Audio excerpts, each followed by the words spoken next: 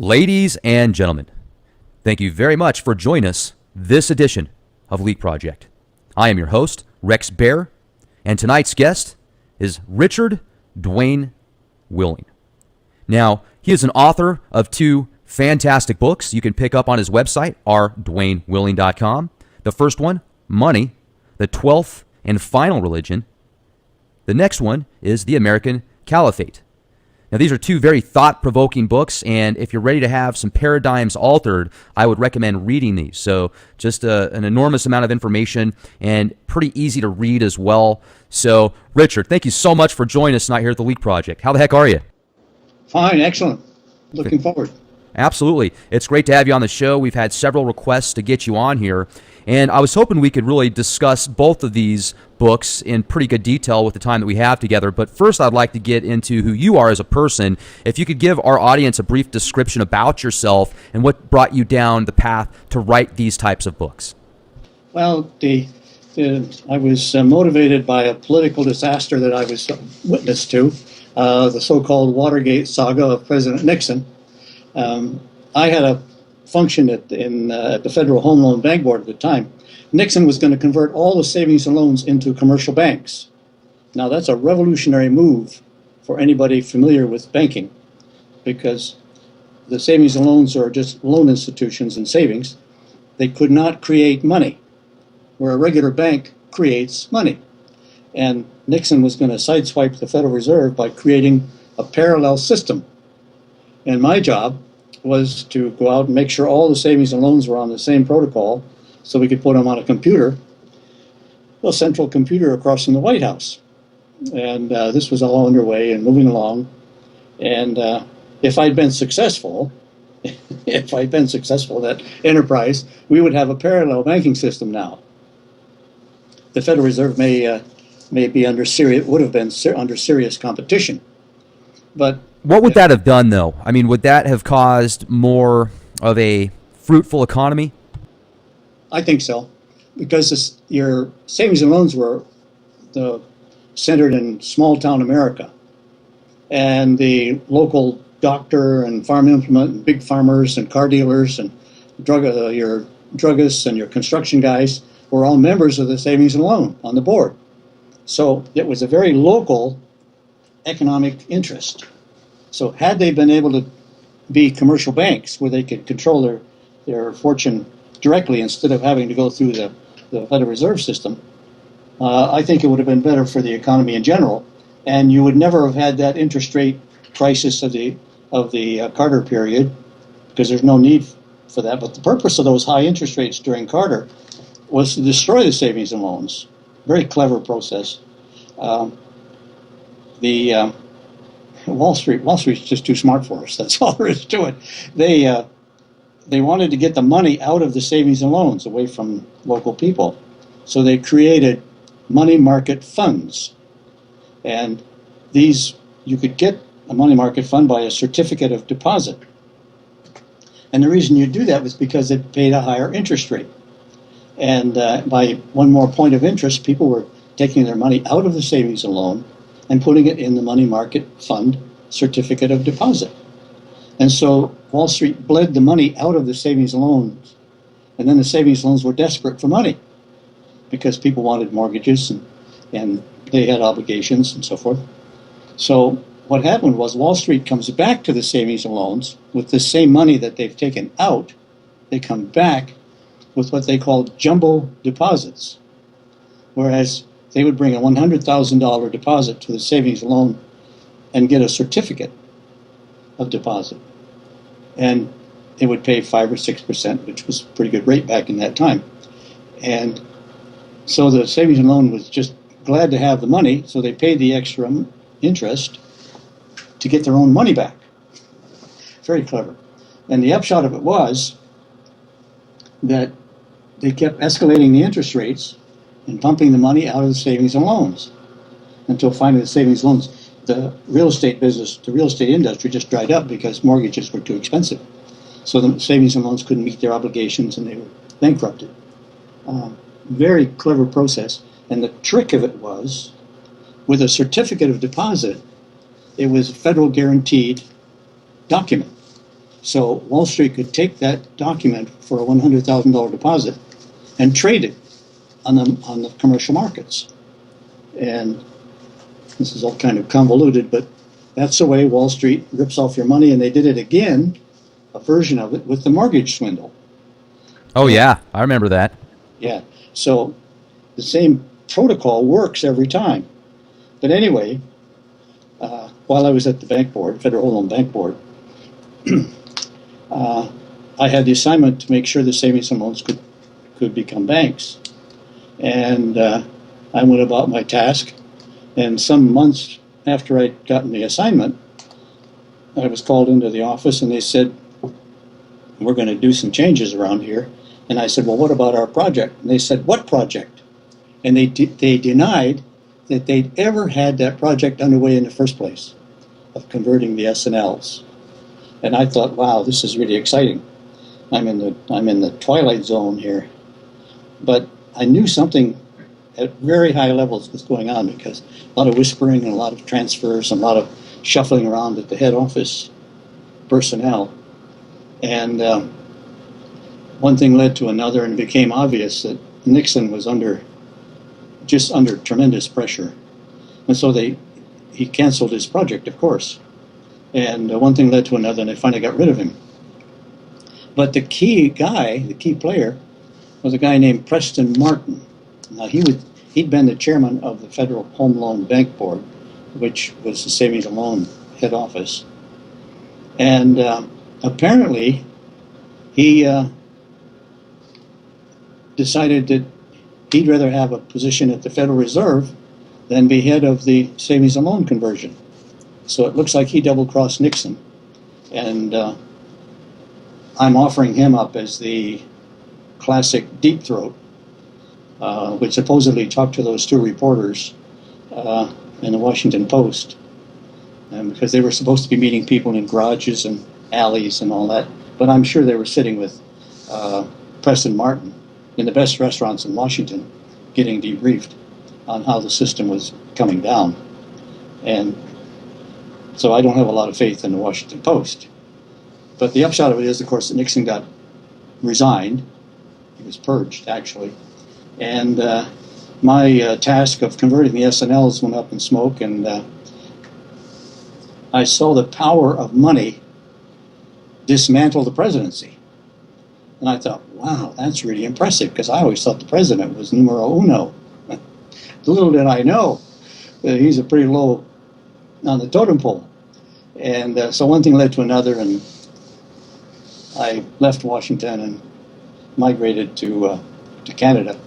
But if I can jump in real quick, you don't hear a lot about Nixon except for Watergate. That's typically the overall archetype of, if somebody thinks of Nixon, first thing, oh, it's Watergate. You don't hear much about this. And I often wonder who actually owns the Federal Reserve anyway, because isn't the Federal Reserve compiled by a bunch of offshore interests, basically? That's the legend, but theoretically it's owned by its member banks. The Federal Reserve was set up as if you were a major bank in the United States at that time, prior to the Fed, you could issue your own money, your own currency. National Bank had their money, Chase had their money, and the Treasury, the U.S. Treasury, could issue Treasury bills, Treasury notes. So everybody had a kind of a piece of the pie. But when the Federal Reserve was instituted, all these bankers got together and said, we'll gang up on the economy. And the way they did it was becoming so-called owners of the Federal Reserve. So they formed into 12 regions in the U.S., and each of the regions owned so much of the Federal Reserve. So it's technically nationally owned, but owned by national interests. But the Chase and the National and manufacturers and all those great banks, Wells Fargo, they have huge stockholders from foreign interests. I mean, you could be a lot of British, a lot of Swiss, banks owned stock in American banks. So through that process, they have influence in the Federal Reserve System. But they're not, the Federal Reserve is theoretically owned by the federal banks in the United States. And I find it interesting, you brought up the British and the Swiss, but how much do the Chinese and the Saudi Arabians and maybe even the Russians have invested in many of these banks and corporations that are heavily vested into the banks as well? At that time, it was mainly British. So mainly British. And were you able to find out how far up the totem pole that went? Bank of England is the mother lode of central banking. And Bank of England, of course, has been financing the American dream for 200 years. And there were a lot of Germans involved too, but that was primarily because of a tension that was going on in Europe. World War I was just at the same time as the Fed was being invented. World War I began when the Germans and the British were competing for world markets, 19, 14, 12, 13, that time. And the Germans were winning. And finally, the Germans had a lot of money. So they made the terminal mistake of going to London, which is the center of world finance, had been for 200 years. And they went to London, the Germans went to London and began lending money less than the British were lending money. Well, the Brits would not have that. But Germany had a vision of Berlin becoming a world center, a world financial center. So they were taking head-to-head, they were going head-to-head with the British about world finance power. And of course, that's World War I. That just wasn't going to happen. So had the Germans been more cautious and a little more discreet, they might have avoided World War I. But they were caught up in their own egoism. And of course, they were very successful as manufacturers and engineers and so forth, and becoming well known worldwide.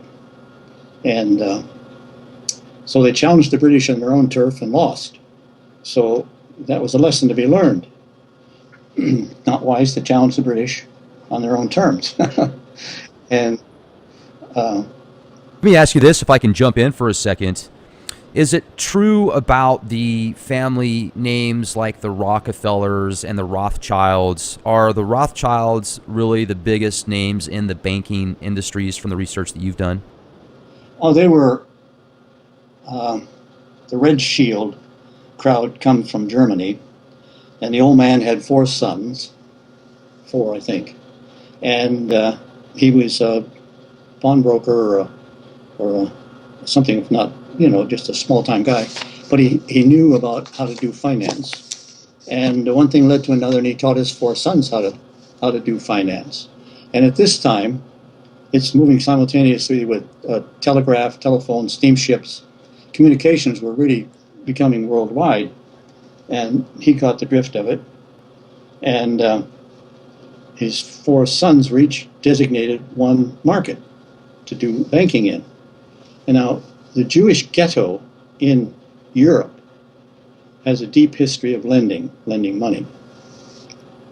And the classic story of the ghetto is the Knights Templar. This goes back, 1100, way back.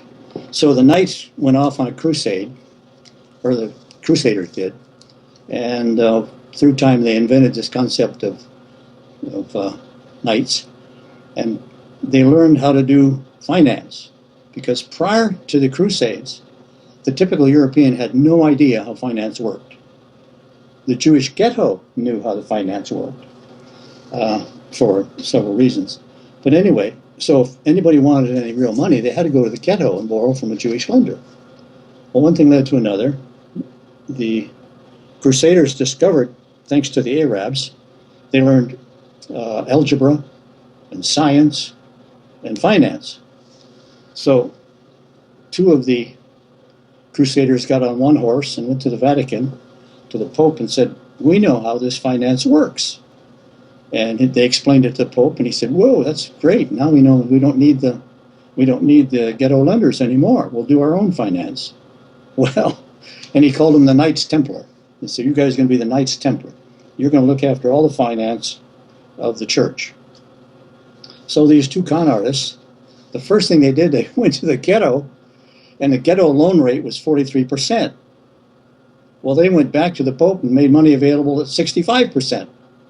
So the Knights Templar, the great mystery of Knights Templar is they were borrowing from the Jewish ghetto at 45%, lending it to the Pope at 65%, making a 50% markup, and had no risk. So the ghetto thought, that's a good deal. We got That's a pretty genius plan there, huh? Oh, it's clever. It's really brilliant. But it's lost in the literature. And but the upshot of it is that Philip le Bel and one of the popes got wind of this thing and said, "This is there's a swindle going on here," and they closed down the Knights Templar, seized all the records, burned all the records, and that's the end of the Knights Templar. But in the meantime, something else surfaces called the Inquisition. Now, what they discovered that the Talmud has chapter and verse and paragraph about how to do finance. And if you're a young Jewish kid in the synagogue seminary at that time, age 14 or so, you spent with your twin. They put two boys together, and they memorized every combination of financial enterprise you can do, and that went on for several years. So by the time these kids graduated, they were totally familiar with finance. And the church had figured out, and some of the monarchs had figured out, wow, there's a secret in here, there's a secret in the Talmud. So then they put on the Inquisition to round up to sack the synagogues, because they wanted that information. And of course that comes across in history as the Inquisition of non-believers. But what the church was after, and what the monarchs were after, the ones that could read and write, was the secrets in the Talmud of how to do business, money business. Well, in the meantime, there's a great exodus. They're expelling the Jews from everywhere you can think of. And a lot of them just went to London. They said it's too dangerous, because they'd lost whatever the Templars owed them. They lost because the records were destroyed. So the Jews some of them made their way to London. And it was quite common at that time for a Jewish lender to say, take the money, just take the money, pay me interest, forget about the principal. Pay me interest for the rest of your life. So this was the beginning of London as a financial center, and it was improved greatly by the Huguenots, because also taking place at the same time in Europe was the Cathars and the Huguenots, and they were very competent financially. And the church got upset with them and finally expelled them, and the Huguenots, a number of them wound up in London. So you have the Jewish financial experience, the Huguenot experience, and then a derivative of the Cathars. So you got every known genius of finance is now in London. And so now we have the beginning of the first bank, the first central bank, which is the Bank of England, which the founders of the Bank of England were basically Huguenots. And so that begins, and it's a very clever process about how they... Can I jump in real quick? What do you Yeah. mean by Huguenots? I've never heard that term before. Oh, it was a culture within France. It was let's say it was, what would you call it? An ethnic group within France. And the Cathars were might have been a regional group, might have been like Texans or Californians or something. Like we would speak to them because of their geographical reference. I suspect that's what it means. That's an area of France they were from. Okay.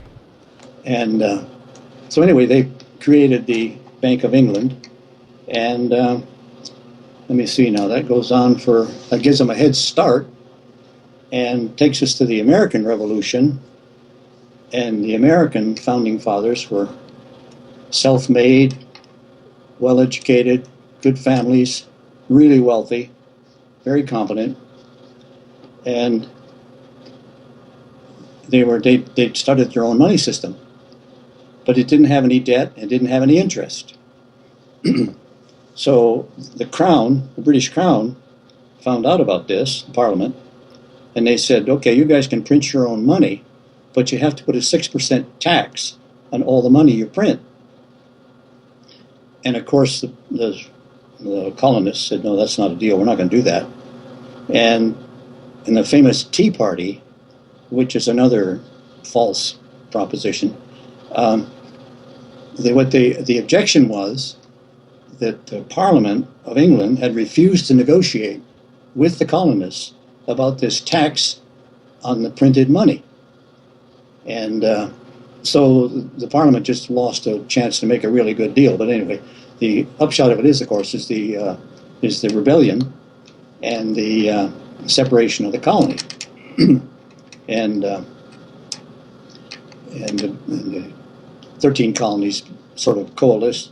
But during the war, during the Revolutionary War, they had their own currency. They had a national currency called the Continental. But it had nothing, there was no substance. It was just, that's how we did things back then. We needed the money, we printed it. We fought the war. But during the war, the British caught on to this, and what they had printing plants in England making copies of the American money, counterfeiting it. And they would send a shipload of this counterfeit money to the colonies, and then one of the generals, the British general, put a notice out and said, between 10 and 2 every day, you can come and pick up all the continental currency you want for the price of the paper. And so they were counterfeiting, trying to break the American economy with counterfeit currency. Anyway, after the rebellion was over and the Americans got their independence, so to speak, the continental currency was just went to zero value. But it's the beginning of our Congress at its best. The first big swindle was Alexander Hamilton.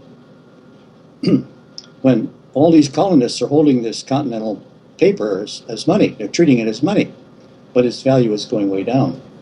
It's because of inflation. And so just so a $1 currency would be worth a penny, let's say. So what the Congress did in the back room, as usual, said, we'll go buy all of this penny currency, and then Congress passed a law and redeemed it at 100%. So if you showed up with a handful of the inflated currency you'd paid a dime for, $10 worth, you got it for a dime. So you have $1,000 of this stuff, which maybe you paid some small amount for. Then you'd present, the congressman would collect this, and then they presented that $1,000 of paper for a government bond, which paid an interest rate and converted at 100%. So, our financial guys have been on top of us for so long. It's just a miracle we're still around. But so that's one of the first swindles, and that's Alexander Hamilton and his gang. And and if I can jump in here for a second too, the way that the currency system works now, isn't it based on something that you constantly have to have debt, and it just reissues debt? Yeah. Well, that's it. That's where Abraham Lincoln was our first big example of that, because during the Civil War, he went to New York because he needed money for the Civil War. And New York said, well, it's going to be 25% interest. He said, no, it's not going to pay interest. I'm not going to pay any interest. So he created the greenback, which he issued without debt. And he created the national banking system. And a very clever arrangement. And so he fought the Civil War, won the Civil War with the greenback. Of course, Wall Street's not particularly happy about that, but what could they do? So anyway, you know what happened with Lincoln. After the war is over, we've got the whole issue of Reconstruction of the South and expanding west for the American continent. And of course, with a greenback, you could have done that without any debt. You could have reconstructed the South, built half a dozen railroads to the west. But as it was, they did him in, so that didn't work. And it never surfaced again. And Grover Cleveland he could have continued the greenback, but he refused to do that. He went to Wall Street and borrowed money at interest to be paid in gold. So the greenback had a fairly short history, and that takes you through to the World War WW1. Didn't Hitler kind of do the same thing back when he was starting to gain power in Germany? They were basically a bankrupt nation, and he said, "Look, we're gonna create a completely new financial system. We're not going to pay back monies to these offshore interests, and we're just going to create our own currency and back it with service, etc." Yeah, well, he was a second run at the greenback type system. Again, you're tangling head on with British, and so he had a basic system, a basic political system of full employment, living wage, universal health care, education for anybody that was worth it, leisure for the working class, pensions, secure pensions, old age security, and affordable housing. He had the whole Megillah. So how could you be against him? And the people were not against him. They admired him and they supported him because he had their life in sight.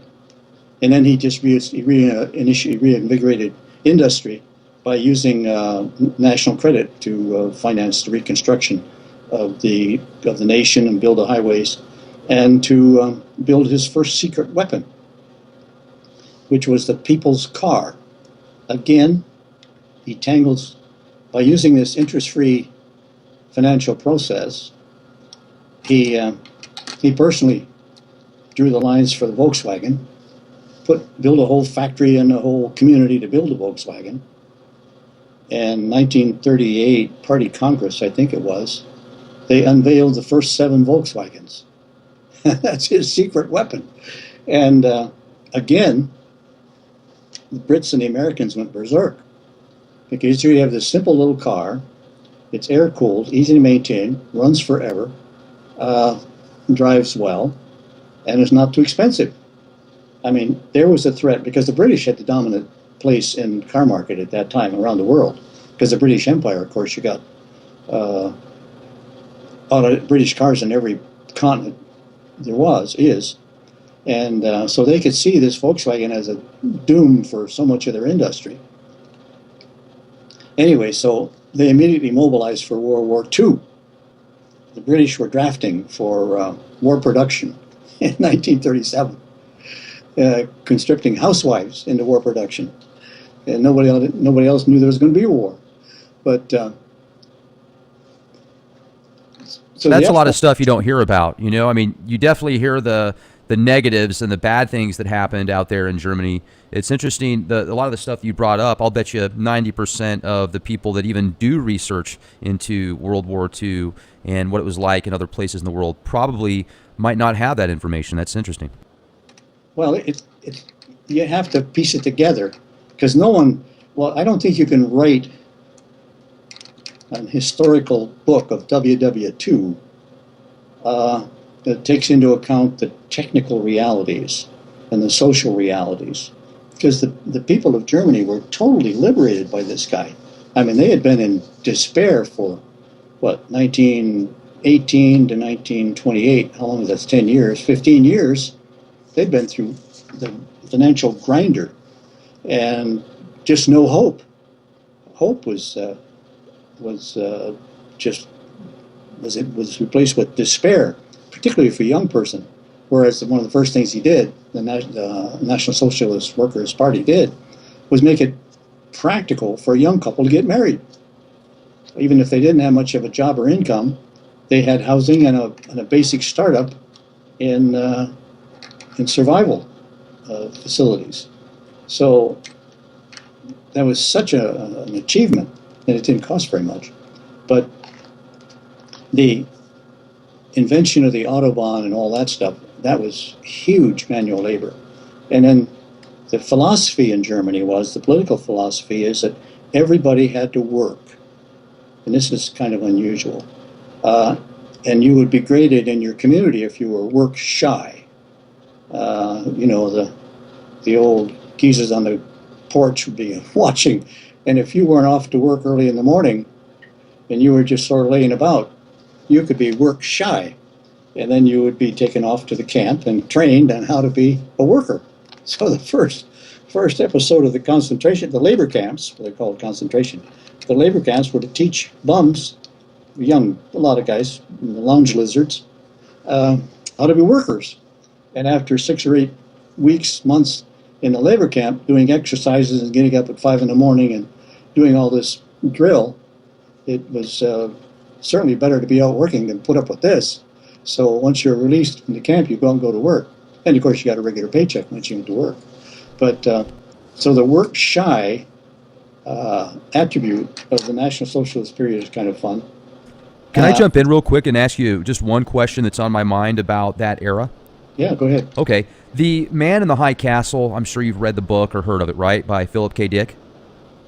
The alternative version of what would happen if the Germans actually won the war and took over. Yeah, I haven't read it yet. I've heard of it. Yeah. Okay. Well, I've seen all the episodes so far in the series that's came out, and it's pretty interesting. And one thing that I find kind of sad is one of the main guys one of the main characters is in the film is a real high up in the hierarchy of the German Reich, and his son has issue with, I don't know what's wrong with him, but basically the doctor says, you know, he's going to start crumbling and falling apart in the next few months. And so basically the doctor gives him a shot. There's this medicine or something that's essentially going to kill him. You know, it's designed to kill him because he's not in good health. So was that the way it was back then in Germany? I mean, if somebody was not considered healthy or they had some type of dis-ease or ailment, that instead of having to go through therapy or living it out, they would just take them out immediately? Well, there was, there's always been, at that time in the 30s, even here in North America, was the idea of euthanasia for the incapable. In other words, because at that time, labor, your capacity for labor was largely a function of the agricultural economy. If you couldn't lift the bale and heave the hoe, you know, and harness the horse, you were a handicap, a real burden on the household. So the idea of euthanasia was a philosophical statement. Now in Germany, it was tried, but there was huge resistance to it, so it failed. But that's not to say that there wasn't an occasion where that happened. Now today, it's being repeated again here in North America with the study of the uterus. They study the child in the uterus. If it looks like it's going to be crippled, they'll suggest aborting it. And there is a fair bit of that, but then there's a fair objection to that too. So the same argument holds. But at that time, the Germans were just so outspoken in their creed, they allowed themselves to be manipulated by anybody that had an angle. And they weren't Bernays oriented yet. And that's what is it? Edouard Bernays is the beginning of modern advertising. Okay. I didn't mean to take us off track there. That was just one thing that popped in my mind. Now, you know, and also in your book, Money, the 12th and Final Religion, do you have some comparisons there that you make with Moloch? Well, yeah, because it's an accident. Discovering the Moloch was an accident. I wrote the book, and I sort of stumbled on this, and I said, well, I'm not going to be a critic of religions, because people's religions matter, and they work for that person. And so I don't have an argument with religions, and I didn't want to discover another God. But anyway, the first reviewer of the book on Amazon wrote a terrific review. It's been done away with now. It's not there now. But he pointed out that I discovered two gods. And I'd been denying that for the whole period. And finally I said, I'll just fess up. I'll say, okay, there is another God. A parallel and simultaneous God that's parallel with the salvation God. In other words, the the sin, guilt, salvation dogma of Christianity has an alternative and simultaneous God, which is the Moloch, which is perpetual debt, money and interest, and stock exchanges. And so I'm forcing myself to accept that, and they run simultaneously, but one hides within the other one. The Moloch hides in plain sight, and whereas the church God, Christian God, can forgive, and he's always redeeming and coming back and rescuing his followers. The Moloch is quite different. There's no pardon and no forgiveness, ever. And but that's how money works. Money doesn't pardon and money doesn't forgive. And you have to have a belief system. Now, in the belief in any of the religions, they've got a certain set of beliefs which are genuine and essential to the believer. Whereas the Moloch is quite simple. You've got to believe one thing. You've got to believe that money, unlike anything else on the planet, can grow without air, earth, water, or sunlight. You take your $100 to the bank, they lock it in an airtight vault, and they say it's going to pay 6%. Come back a year later, you get $106. How'd that happen? That's too crazy for common sense. But that belief mechanism has taken over the mind like a psychic fire. It's been around for 2,000 years now. And I like to toy with the Bible stories and examine where it happened and how it happened. And so interest on money is like the fire in the burning bush. The burning bush burns, but it does not consume. Money creates interest, but it does not consume the money itself, the principle. So you've got the same psychological experience.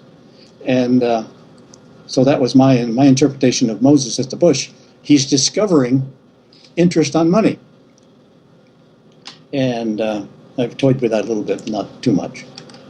But the story of money is actually in the Bible, in Genesis 47, where I guess it's Joseph gets to work for the Pharaoh and gets to be a big deal.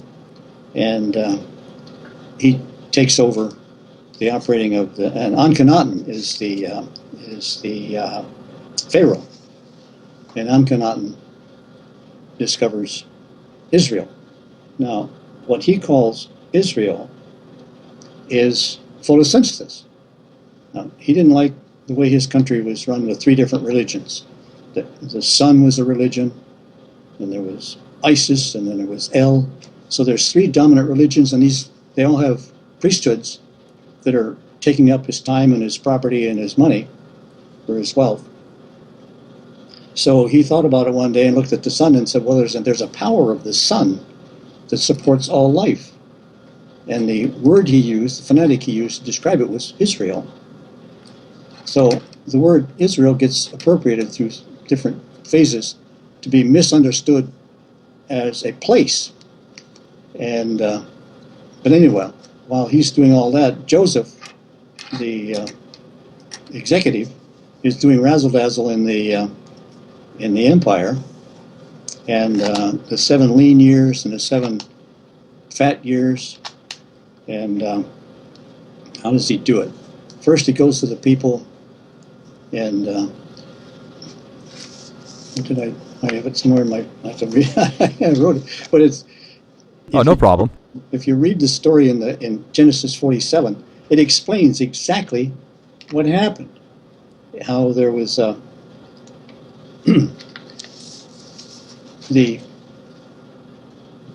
people are part of the Pharaoh's family. But Joseph goes in there and tells them, no, you don't need to do that. You gotta borrow this money. And the way that it worked at the time is all property, all transactions were done goods for goods. In other words, I would bring you a pail of wheat, and you'd give me a liter of wine, or something like that. It was always good for goods, and it had to be authenticated at the temple. So in order for our deal to be binding, you would have to go to the temple. And the scribe would make a little notation on on a little clay tablet, about the size of the palm of your hand, I guess, and he would note that I gave you a bushel of wheat and you gave me a liter of wine. And so it was legal. So it was binding. And that's how all trade was done. And if, for instance, if you had something that you wanted to get rid of and I wanted it, we would say, okay, but I don't have a liter of wine right now. I won't have any wine until August. So we'd go to the temple. You would give me whatever we were talking about, a puppy, let's say, or a chicken.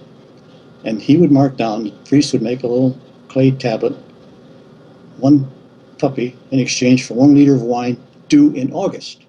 So then he'd take that tablet and put it ahead on the shelf to the month of August. So in August, he'd go look at those tablets and say, this turkey's got to come up with a liter of wine. So that's how all trade was done at that time. And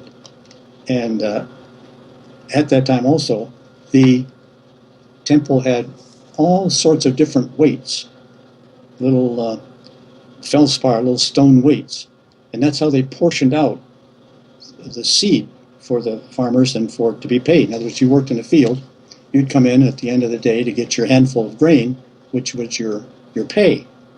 And depending on your standing in the merit of the workers, it depends on how much grain you would be given. So they had to have a separate weight for each category of worker. Now visualize this as a young scribe trying to become a priest. You had to memorize all those things, and you had to know all the different categories of workers so that when they came in, you gave them the right amount of pay. It's just a marvelous system. But you can imagine how much work that would be for the young priest, or young scribe who wanted to grow up and be a priest someday.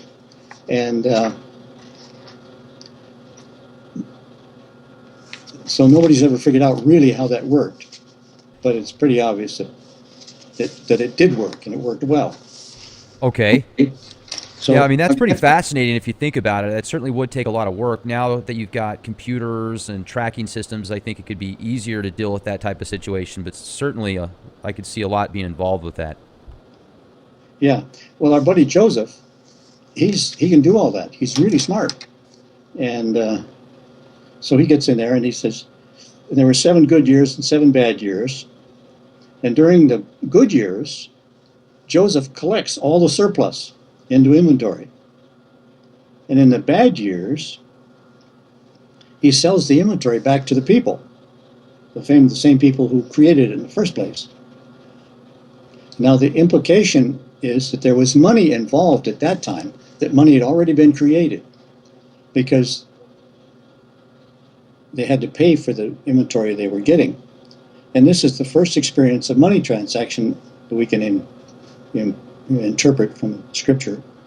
And it must have come as a real shock to the Egyptians, because prior to that time, when they were just members of the Pharaoh's household, you put it in inventory and then you get it back. Well, they put it in inventory, Joseph had acquired it, and now they wanted he wouldn't give it back to them unless they paid money for it. So they had to get money. And not only that, but Joseph was selling the surplus inventory to his family, which was coming from Palestine. And that must have created a certain tension. And not only that, his family had been in Egypt. He brought his family to Egypt to look after the Egyptians' cattle. So the only asset that the Egyptian people had left was their cattle, under the supervision of Joseph's relatives. So what they do is that they have famine. They get a famine, so they have to eat the cattle. So you're running out. You got nothing. All you have left is your land. You're an Egyptian. All you have left is your land. You've used up everything else, and so they have to trade what's left of their cattle for bread to live. Well, they're at the end of the line. They've got nothing left. So what do they have to do? They have to get seed to plant to grow a crop to survive with. And so what he does was he takes all the last of their money. There's no more money left in the economy now because they had to buy the seed to plant to survive. So the Egyptians and money systems even today misunderstand what happened. They say the money system failed. No, the money system did not fail. It worked perfectly. It collected all the money in one place. And that's how money systems work. They just iterate until it all goes into one place. And then there's a crisis of some kind. But the upshot of it is that Joseph is now in charge. He owns it. Instead of the Pharaoh being the head guy, Joseph is the head guy. So he's introduced himself as a third party between the traditional monarch and the people. So he's introduced finance for the first time. And just like the central bank, now the Federal Reserve is an intermediary between government and the people.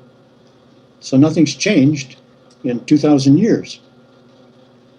And the upshot of it is that the people, and what he does is, then he tells the people after they get the seed that their taxes are no longer 10%, they're 20%. So he doubles their taxes. So he gives himself 100% of the revenue that had previously gone to the Pharaoh. And the people are so happy, they say, Joseph, you saved our life. We volunteer to be your servant. That's what the scripture says. That's what the Bible says. I doubt if the people said that. And Joseph says, in acknowledgement, says, behold, I have bought you this day and your land.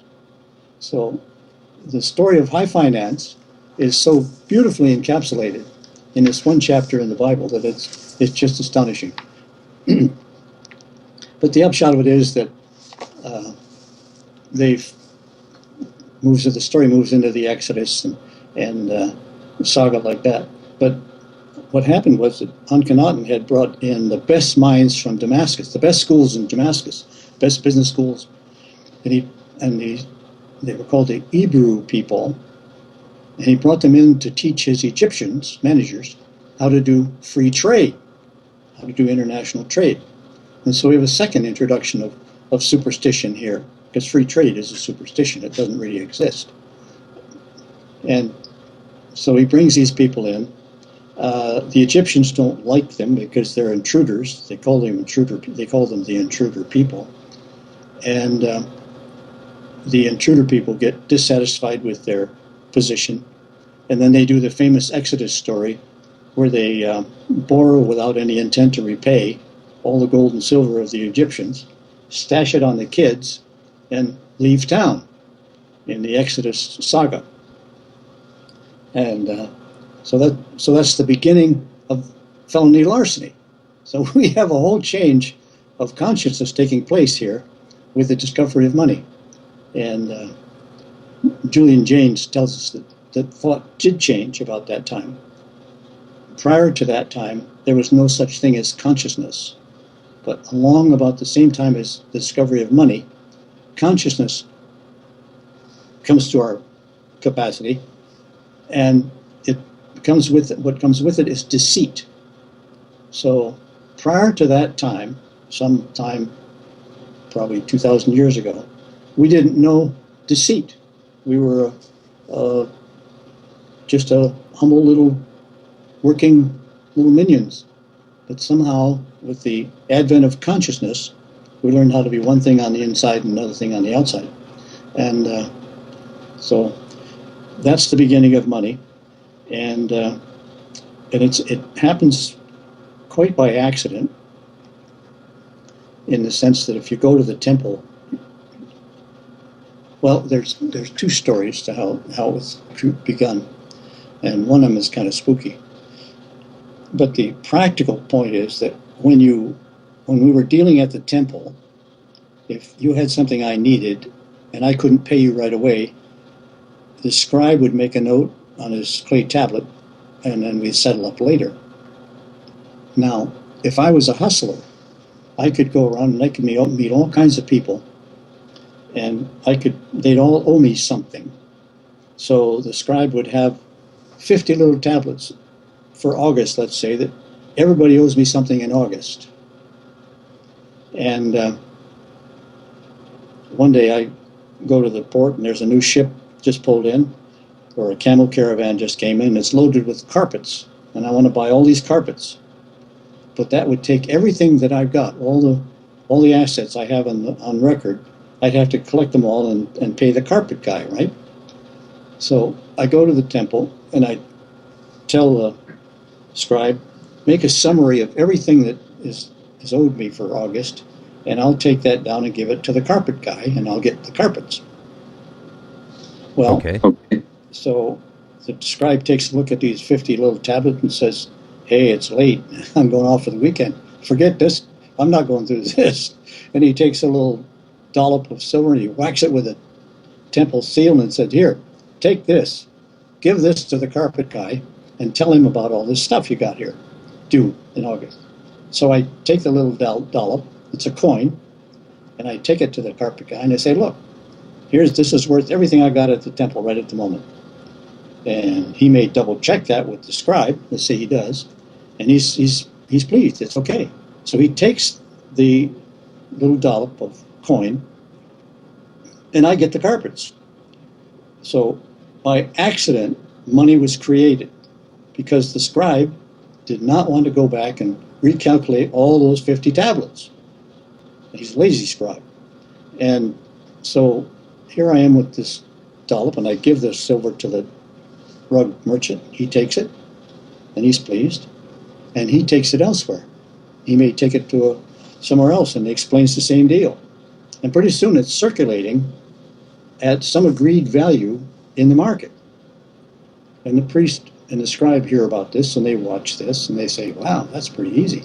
So they find out in a stroke of genius, it dawns on them, they don't have to do anything but make these little coins and give the coins out to anybody who is substantial enough in the community to be accepted as a competent trader.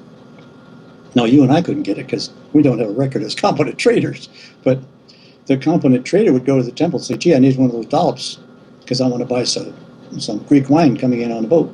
Whack, and they give it to him. So the priests had become like gods because they could create out of nothing. I mean, sort of theoretically, there might have been a record of this stuff on the clay tablets, but if they didn't bother to look, who would know? Nobody could read.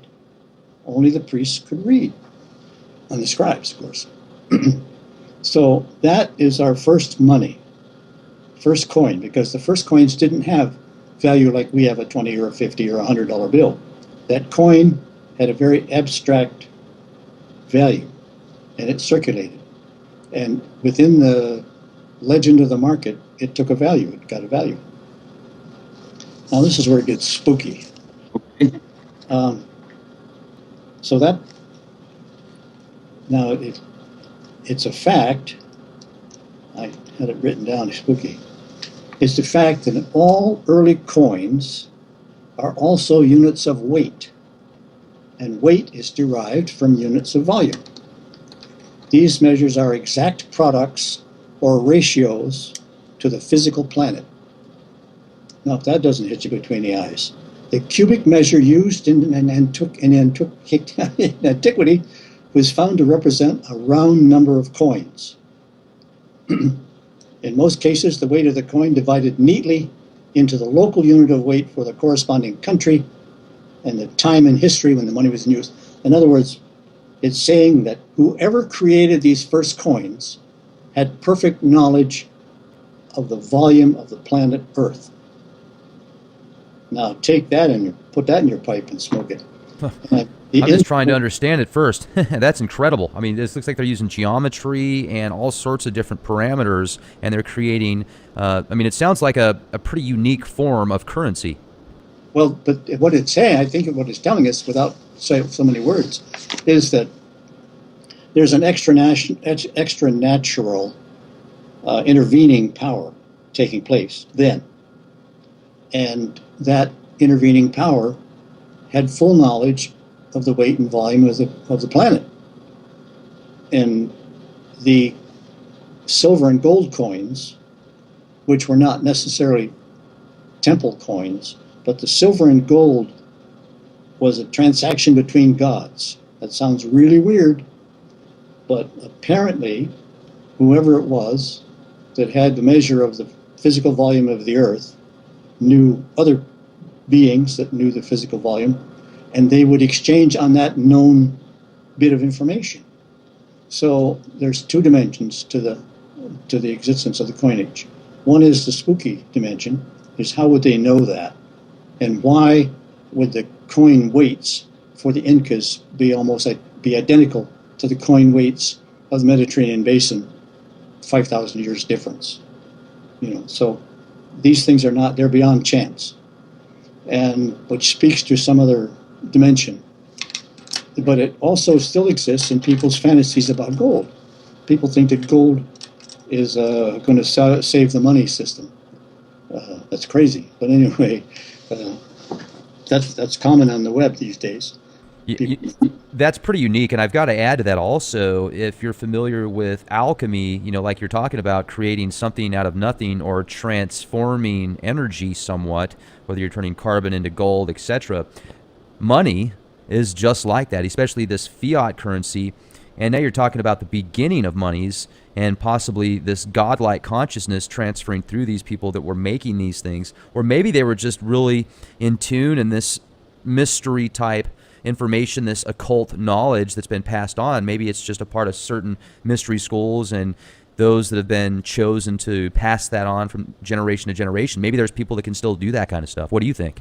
Well, yeah, that's quite likely. That's probably as plausible as and would fit with the legend, because the legend of the Ebla, Petinato was an archaeologist, and he discovered Ebla, and the oldest known civilization and the oldest language. Ebla is in Syria, and the legend has it that the gods came down from the sky and built their own temple, and Moloch was the name of the god, and he organized commerce all through what is now Turkey and Iraq and Syria. All that area was under his jurisdiction as a great market. There was no government; it was just a market, and he administered the market. And his name Moloch mutates into Moloch later on, another 1,500 years later. But the fact is that if these entities they call them celestials, if the celestials do introduce levels of thought or genetic reasoning, then could be quite reasonable that the occult passed on for generations and generations would perpetuate this level of measurement that just happens to coincide thousands of years and thousands of miles apart. Yeah, that's true. But you're still stuck with the spooky part of it. Somebody had to do it first, and somebody had to know the weight and volume of the planet. So that's a story for somebody else. That's incredible. That really is. I mean, that's some deep roots right there. Where do you think the future of money is going, Richard? Well, we have to worry about another shift in consciousness. And every 2,000 years, our photosynthesis cycle completes itself. But money as it stands is credit in circulation. Credit is confidence in each other.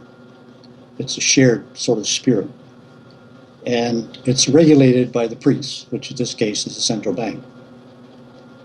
And at some point, now, if there is a shift in consciousness, what that would be, wow, that's really fascinating. Would that mean a complete breakdown in confidence or a rejection of confidence between people? A complete breakdown in credit? It's hard to imagine at this stage because credit is so dominant in all life forms now.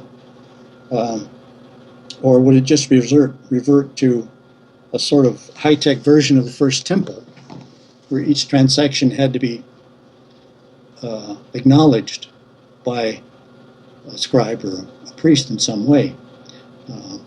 But I'm guessing I've got two minds in that.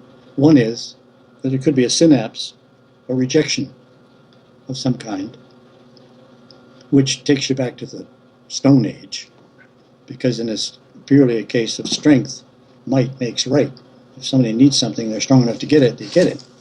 But that's kind of hard to accept. But on the other hand, it goes the other way and becomes more refined, and you become a part of the grand scheme of things with constant monitoring of your activity and what you can get and what you're entitled to have. There's probably more in that direction. I'm not sure if that's more desirable, but anyway, Right. that's probably what's going to happen. Well, I mean, have you heard of the possibility of everything becoming just completely digital, where there is no paper trail anymore? It's all just done via electronically, whether you have a microchip or you use some other type of medium for a transfer of exchange? Yeah, this is that seems to be very popular, but Are you- it's all dependent on so-called B plus from electrical point of view. You got to have a basic battery power for it to take place, and that's kind of risky. Yeah, that's true. Are you a religious person, Richard? Not really. No, I didn't know there was a religion until I was 7 years old. Okay. So when you read the Bible and take this information and write about it, it's more of a history aspect, not a faith type. No, there's no violation of infant education, infant conditioning. I don't have those first 7 years of conditioning, so I approach this as, isn't this fascinating, And I read something like I read Joseph. Now, I've heard preachers preach this stuff, and they get it wrong. They would never take my point, and I hear scores of stories about the Exodus, and nobody mentions it as felony larceny. Well, to me, that's obviously what it is, and a few other things like that.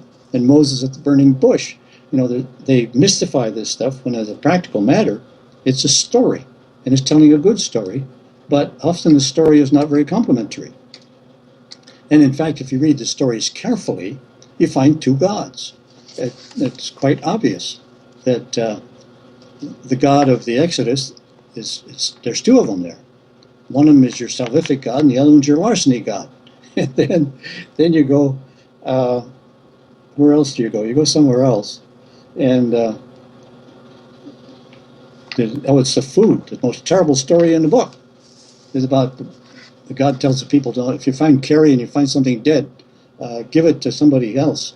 Give it to a stranger or sell it to somebody. Wait a minute. What kind of a God is going to do that?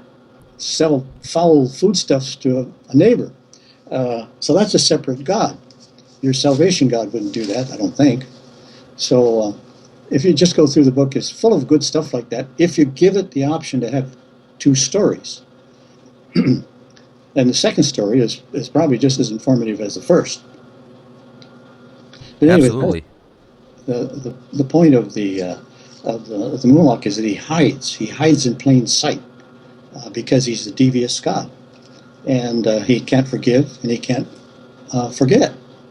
And often a lot of the saga in Christianity about the Antichrist and the devil and all that, they divert away from the possibility of a real parallel simultaneous God. So in the human condition, in the psyche, I'm not, I don't know if they come around and show up from spaceships or whatever, but anyway, in the psyche, in the intellect, it's just as genuine. In fact, it's more universal. Money is the more universal religion than any of the others, because all the other ones are in dispute with each other. But money religion is universal. I've never heard it worded that way before, but I think that's a very eloquent way to put it. Well, if it's forced on me, I didn't mean to go there. I just took off on my Nixon saga, and that's where it went. Well, it's very interesting, and I certainly appreciate you coming on the show with us, Richard, and expressing this information. Now, For those that have an opportunity to listen to this podcast, I would strongly recommend you check out Richard's website, rdwainewilling.com. That's spelled R-D-U-A-N-E, willing.com. You can actually pick up either Money, the 12th and Final Religion, or The American Caliphate. Now, are these also available on Amazon? One of them, the Money, is available on Amazon. The other one is PDF. You can get both of them for $10 on PDF from my website. And they're both available from me, from the order page. And a couple of small bookstores are carrying. You might ask your bookstore. And they're available from Barnes Review, I think, also. Okay. Well, I got to tell you, I mean, you've really put things together in very practical manners, and I appreciate the approach. Also, just being very well balanced. I like that. And also, you've got a bunch of podcasts. I know you put together a new podcast quite frequently, so I would recommend also folks to check out the website for some of his recent shows and upcoming opportunities. Now, do you have anything else that you're writing or something soon that will be coming out and released that we might have an opportunity to know about right here? Well, I've got myself in a real funk this time. I can't leave well enough alone with money. I wandered off into behavior modification, and that is such a spacey area that I should have something in another 6 months or so, but that is so far out. That may answer my question about what the next synapse is going to be, because they've got technology so far advanced, they can manage your thoughts, and they've got, the brain only operates at like 5,000 megabits or something, where the supercomputer operates at 5 million megabits. So the supercomputer can, with a little patience, map your brain. And not only that, but it can intercept thought in your brain before you know about it. And it's just so weird. But if this gets out of control, or if this runs amok, there's our 2,000-year synapse. And it's really spacey, because there wouldn't be any more one thing on the outside and one thing on the inside, because all thought would be known. You couldn't have a private thought. If you see somebody and say, "Wow, that looks pretty good to me," she'd know about it right away. So if that's the next synapse in the human condition, we're really in for it. That's all I can say. But anyway, I'm supposed to be writing something in that area, and it's a train wreck, but I'll keep going.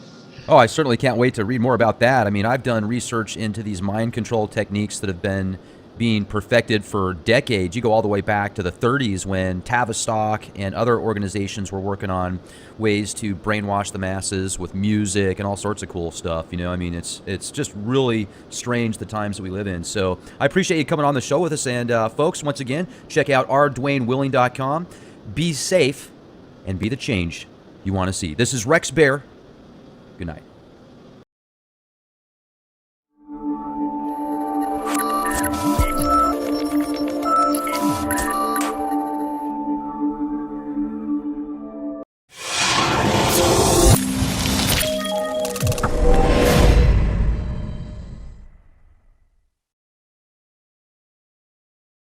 Ladies and gentlemen, thank you very much for joining us this edition of Leak Project. I am your host, Rex Bear, and tonight's guest is Richard Dwayne Willing. Now, he is an author of 2 fantastic books you can pick up on his website, rdwainewilling.com. The first one, Money, the 12th and Final Religion. The next one is The American Caliphate.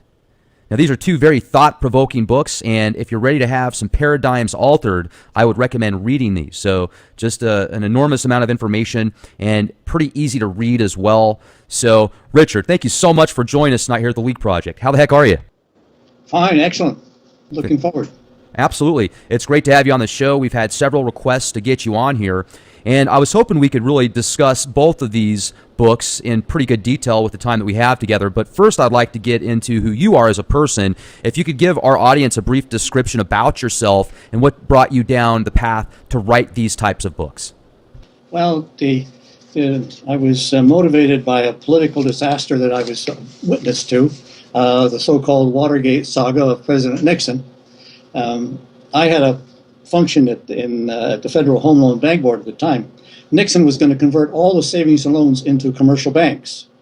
Now, that's a revolutionary move for anybody familiar with banking, because the savings and loans are just loan institutions and savings.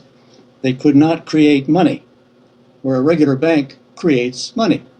And Nixon was going to sideswipe the Federal Reserve by creating a parallel system. And my job was to go out and make sure all the savings and loans were on the same protocol so we could put them on a computer, a central computer across from the White House. And this was all underway and moving along. And if I'd been successful, that enterprise, we would have a parallel banking system now. The Federal Reserve may be would have been under serious competition. But what would that have done, though? I mean, would that have caused more of a fruitful economy? I think so, because your savings and loans were centered in small town America, and the local doctor and farm implement and big farmers and car dealers and your druggists and your construction guys were all members of the savings and loan on the board. So it was a very local economic interest.